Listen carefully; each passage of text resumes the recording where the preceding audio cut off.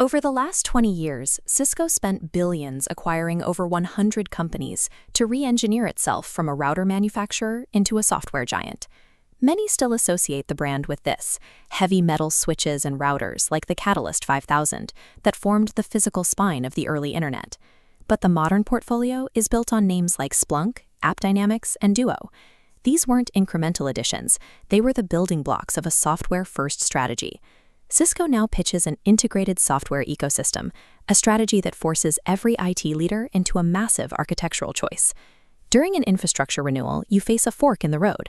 Consolidate into a single Cisco ecosystem for a unified dashboard and one accountable vendor, or decentralize with specialized tools, forcing your team to build complex bridges between them. The path you choose creates a specific kind of gravity, either a total reliance on one vendor's roadmap, or a fragmented environment where IT teams burn out managing tool sprawl.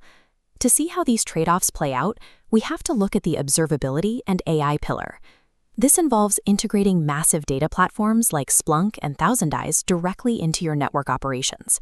This chart plots Cisco's observability tools.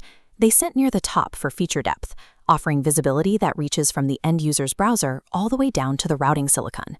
Correlating logs at an enterprise scale is a massive technical challenge. Most find this level of depth almost impossible to build on their own. However, that depth comes with a warning. The integration effort and licensing costs create a massive financial burden. If you aren't managing a complex hybrid cloud environment, this level of visibility quickly becomes an expensive budget drain. Next is the security pillar and the move towards zero-trust architecture. Standardizing here means moving your identity and threat protection into the Cisco Security Cloud, using tools like Duo and Umbrella.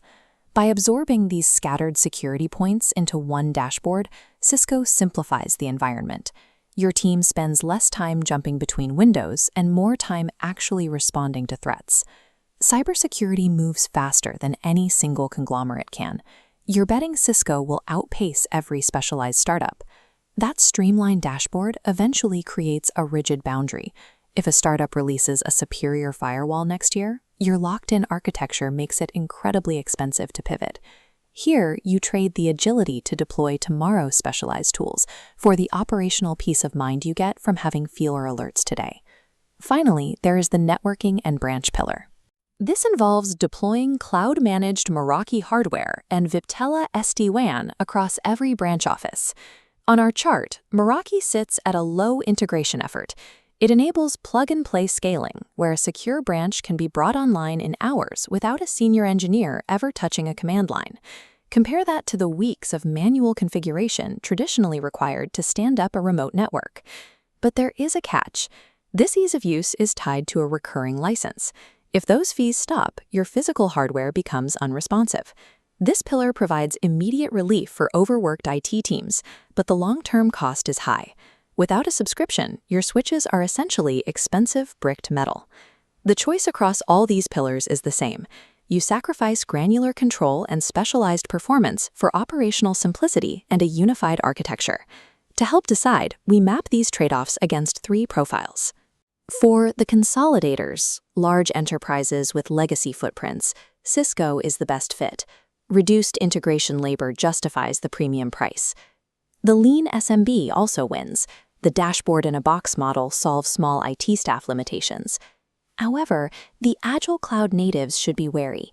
If your infrastructure is specialized and your engineers are top-tier, these ecosystem guardrails will eventually constrain your team and lead to a negative return on investment.